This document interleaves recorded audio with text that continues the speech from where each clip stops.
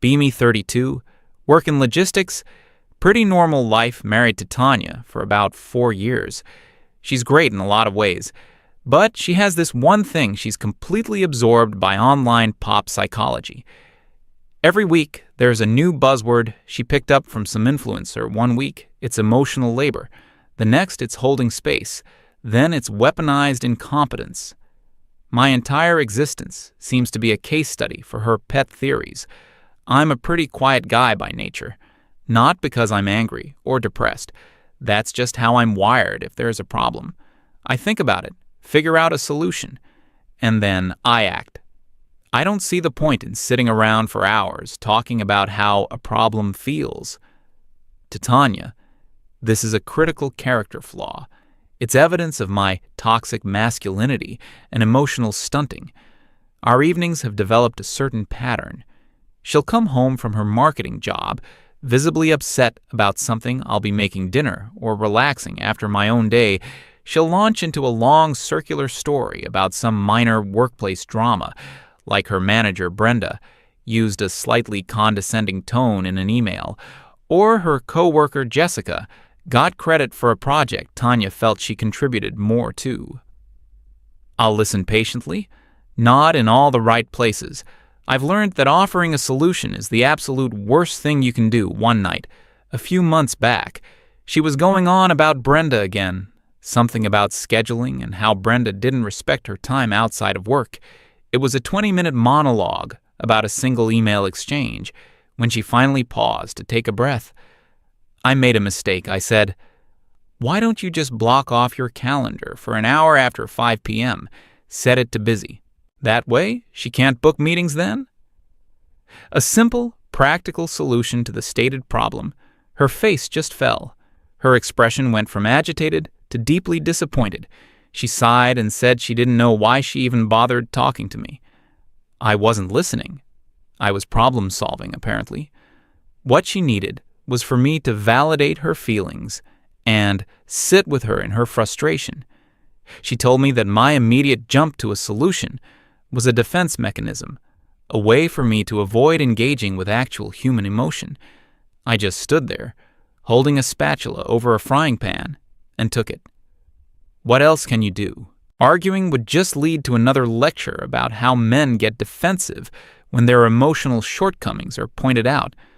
So I just said, "You're right, I'm sorry," and went back to cooking dinner in silence.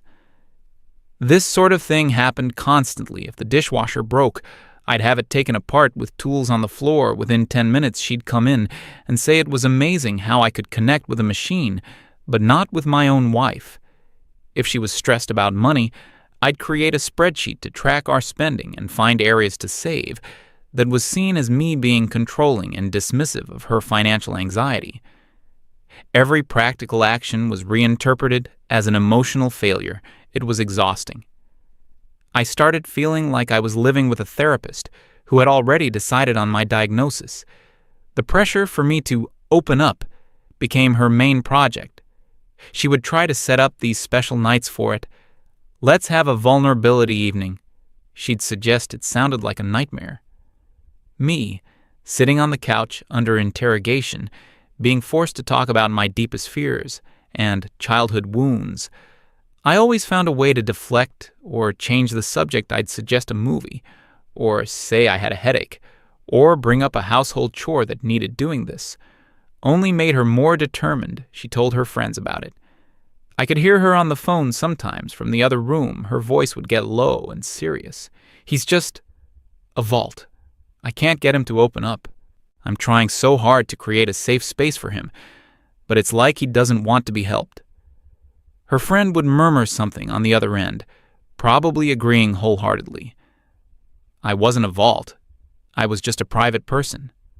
I process things internally. I don't feel the need to broadcast every worry or sad thought that passes through my head to me. That's strength and self-reliance to her. It was a pathology. The breaking point came on a Friday night. Sometime in late spring, I think she had planned one of her ambushes. But this one was more elaborate. Candles were lit. She had on soft music. A bottle of expensive wine was open on the coffee table. I knew the second I walked in the door that this was it. There was no escaping tonight. We sat down and she started her spiel. She held my hand and looked at me with these big, earnest eyes. She told me she loved me, but that she felt a distance between us, a wall that I had put up. She said she couldn't be in a marriage where she didn't truly know her partner, that she wanted to know everything. The good and the bad she promised she wouldn't judge. That this was a space of pure acceptance. I tried to tell her, gently, that I was fine, that I was happy, that my past was my past, and that I preferred to live in the present. That just made her start to cry.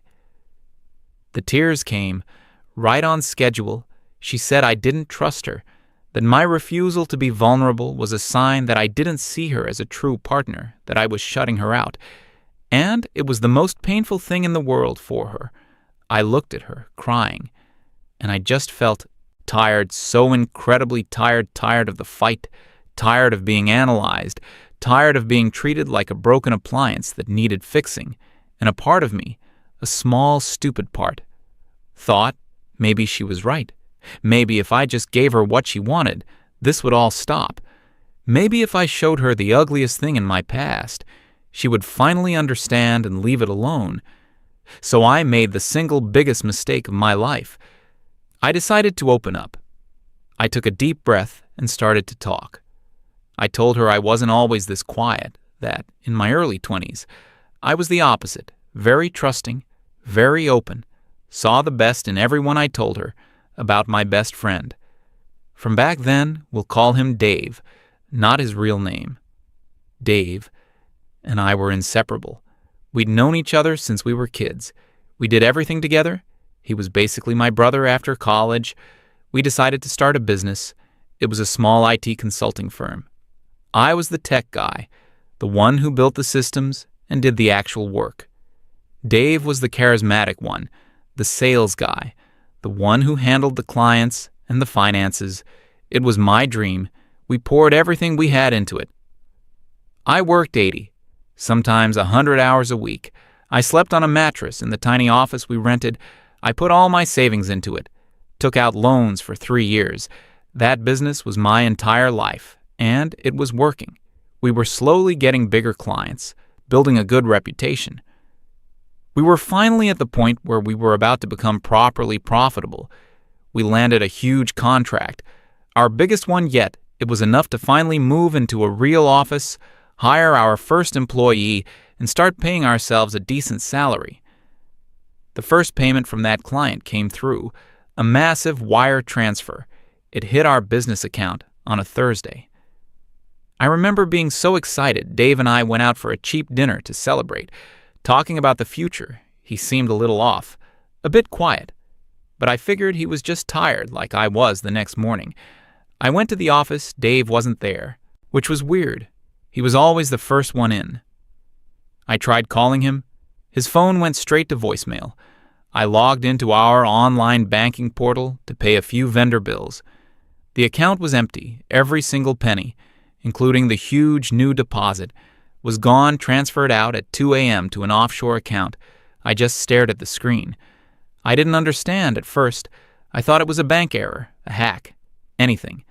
But the truth, I spent the whole day frantically calling the bank, calling Dave, trying to figure out what was happening. By the end of the day, the reality started to sink in. Dave had been planning this for months. He had set up the offshore account. He had waited for the big payday. He cleaned us out and vanished. He didn't just take the money. He left me with all the debt, the office lease, the equipment loans, the outstanding bills from our suppliers. All of it was in my name as well as his. He was gone, and I was left holding the bag for everything. I never heard from him again. I lost everything overnight, my business, my savings, my dream, and my best friend. The betrayal was so complete, so absolute. It was like it broke something inside me. The next 2 years of my life were a living hell. I was being sued by creditors. I had to declare bankruptcy. I moved back into my parents' basement. Because I couldn't afford rent, I worked 2 full-time manual labor jobs just to start paying off the personal debts that bankruptcy didn't cover. I was deeply, profoundly depressed. I didn't trust anyone. I barely spoke.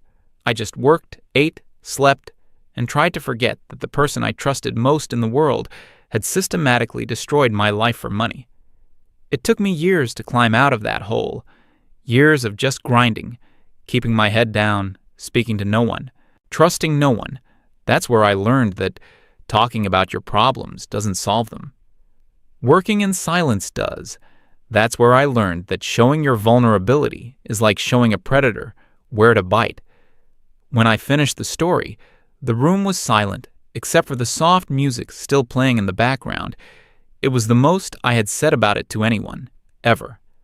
I had just handed my wife the broken, bleeding core of my past. I felt completely exposed, raw. I looked at her, waiting for the hug, "I'm so sorry that happened to you." The comfort she had promised. I waited for the safe space to materialize. Tanya was quiet for a long time, just swirling the wine in her glass. Her expression wasn't one of sympathy, it was analytical, like she was a doctor listening to a patient's symptoms before making a diagnosis. Then she finally spoke. Her first words were, "Wow, that's a lot to hold on to." Not, "That's terrible." Not, "How did you survive?" Just an observation, like I was a piece of data. Then she continued, "From a psychological perspective, holding on to that much anger and resentment for someone for so long is really just hurting you." I didn't say anything I couldn't. She leaned forward, putting on her best therapy voice. "You need to work on forgiveness, Ken. Not for him, but for yourself. It's the only way you can truly let go of that trauma." I just stared at her. It felt like I was watching a stranger. She wasn't done yet. "And honestly," she said, taking a sip of wine, "there must have been signs. People don't just snap like that. It sounds like there might have been some codependency issues in your friendship. Were you overlooking red flags because you were too invested in the business?" She was dissecting my personal catastrophe. Like it was a chapter in a textbook, she was looking for ways I was at fault, ways that I had contributed to my own destruction, and then she delivered the final blow, the one that would echo in my head for weeks. She looked at me with an almost triumphant expression, as if she had just proven her grand theory. "You see? This is exactly what I'm talking about. This is what happens when men aren't in touch with their emotions. If you had been more emotionally aware back then, you would have probably sensed that he was pulling away or that something was wrong. Your inability to connect on an emotional level made you blind to the danger you were in." She said it. She actually used the worst, most painful event of my entire life. As evidence to win an argument, she weaponized my trauma against me. 5 minutes after I had shared it with her, something inside me just went cold. It wasn't anger. It wasn't sadness. It was the quiet, calm, and final click of a heavy steel door shutting and locking for good. I had shown her my wound, and she had immediately poured salt in it, while telling me it was my fault for getting hurt. In the first place, I stood up slowly. She looked at me, confused. "Where are you going?" "We're having a breakthrough." I didn't look at her. I just said, "I think I understand now. Thank you." I went into our bedroom and closed the door. I didn't sleep. I just lay there in the dark, staring at the ceiling, and I knew, with absolute certainty, that I would never, ever make that mistake again. The next morning, I woke up before she did and went about my routine. As usual, I made coffee, got ready for work, and left the house. I didn't say goodbye when I came home that evening. She tried to act like everything was normal, but there was an awkwardness in the air. She had probably replayed the conversation in her head and realized she might have overstepped, or maybe one of her articles told her to give me space after an emotional release. Whatever the reason, she was more subdued. She asked about my day. I gave one-word answers. "Fine." "Okay." I wasn't being rude or aggressive. It was a complete lack of energy, a total absence of engagement. It was like talking to a polite customer service bot. I was present physically, but my mind was 1,000 miles away. She seemed to notice the shift, but didn't know how to address it. The old Tanya would have immediately launched into a critique of my communication style. This new, more cautious Tanya just let it go. This new dynamic continued for the next few weeks. Our conversations became purely logistical. Did you take out the trash? We're out of milk. My car's making a weird noise. I would handle whatever needed handling. I took out the trash, I bought milk, I took her car to the mechanic and got it fixed. I was a perfect, functioning cohabitant, but the husband she knew was gone. The warmth, the quiet affection, the small jokes, the man who would listen to her work stories for hours, all of that had vanished. It was replaced by this calm, efficient, and completely detached stranger. She started trying to get the old me back. She would suggest date nights, try to initiate those deep talks again. I would agree to go out to dinner, but I'd be silent through most of it, offering nothing of myself. When she would try to ask me how I was really feeling, I would just look at her and say, "I'm fine, Tanya." The phrase, "I'm fine," became an impenetrable wall. She couldn't get past it, and it drove her crazy. She could see in my eyes that I wasn't fine, but she had lost the key to that part of me forever, and I think she was starting to realize it. She tried a different tactic. Apology. One evening, she sat me down and said she was sorry for how she reacted that night. She said she was trying to process it from an intellectual place instead of an emotional one, that she didn't mean to sound like she was blaming me. I just nodded. "Okay," I said. "I appreciate the apology." And that was it. No absolution, no, "It's okay, I forgive you." Just a flat, factual acknowledgement. It was like she was apologizing to a brick wall. Her frustration grew. With each passing day, I could feel her watching me, trying to figure me out, trying to find a crack in the new facade. There were no cracks.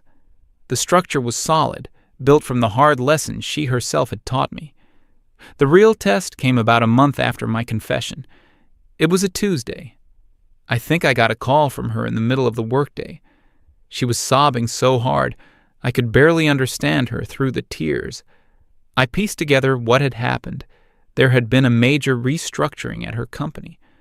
Her whole department was eliminated. She, Brenda, Jessica, all of them were laid off. Effective, immediately, they had been called into a conference room, given the news, and told to pack their desks. Her job was her identity. She loved the creativity, the prestige, the social aspect of it. She had built her whole sense of self-worth around her career, and now, in the space of a 15-minute meeting, it was gone.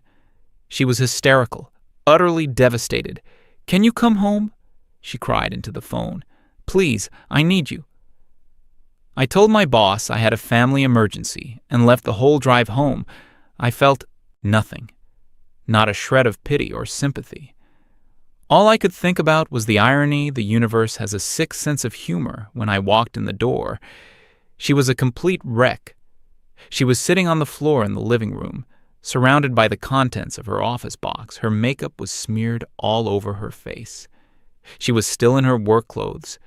She looked up at me with tear-filled eyes, expecting me to rush over and hold her, expecting me to be her rock, her emotional support system. I walked over, looked down at her in the box of her belongings.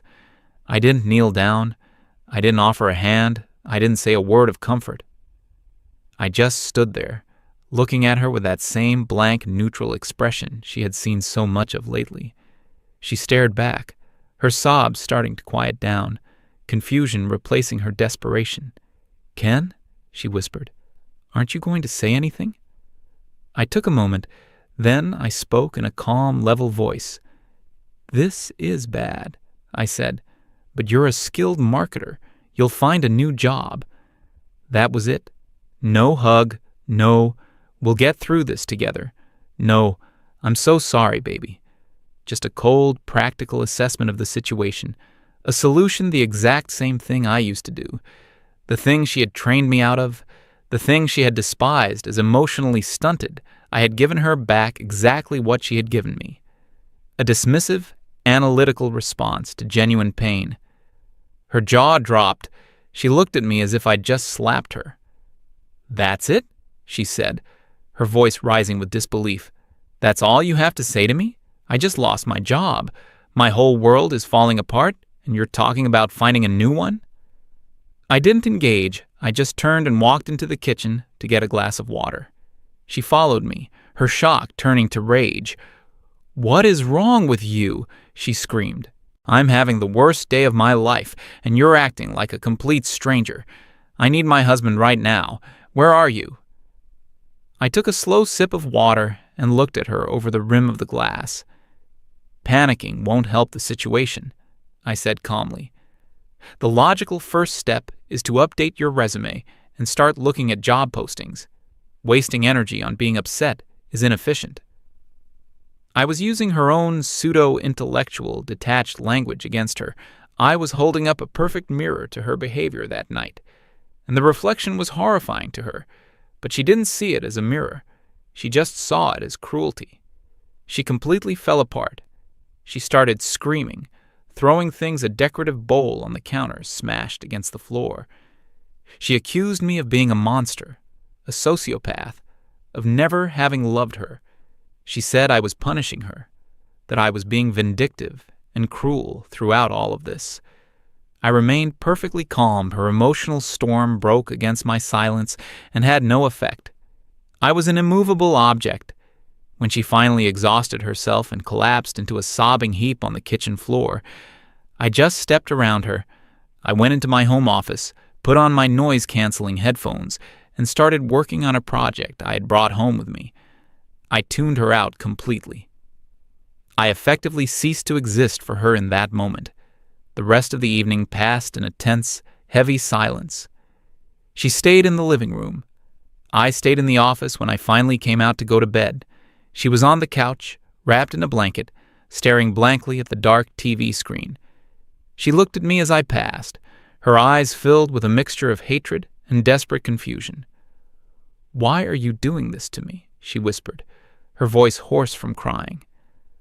I stopped in the doorway and looked back at her. I considered, for a moment, explaining it to her. I considered saying, "This is what you wanted. This is what it feels like when your deepest pain is met with cold analysis. This is the safe space you created." But I knew it would be pointless. She wouldn't get it. She would just see it as me, making her tragedy all about myself. Her worldview didn't allow for the possibility that she was the one in the wrong. So I just said, "I'm not doing anything, Tanya. I'm just being practical." And I went to bed. I slept perfectly that night for the first time in a long time. I felt a sense of peace. It was a cold and lonely peace, but it was peace nonetheless. The wall inside me was now complete, and nothing could ever get through it again. I had finally learned the lesson that my old friend taught me all those years ago, but this time it was my own wife who had been the teacher. Never show your weakness. Never open the door, because people won't come in to help you. They'll just come in to see what they can take, or how they can use your pain to prove their own point. I don't know what will happen with our marriage. Maybe she'll leave. Maybe we'll continue on as two roommates sharing a mortgage. Honestly, I don't really care either way. The part of me that would have cared is gone for good. She wanted me to open up and show her what was inside. I did. And now she's horrified by the emptiness she finds there. She sits alone in the living room most nights now, crying quietly, and sometimes she'll ask me, her voice trembling, how I can be so cold, how I can be so unfeeling. She still, to this day, has absolutely no idea that she's the one who killed the man she misses.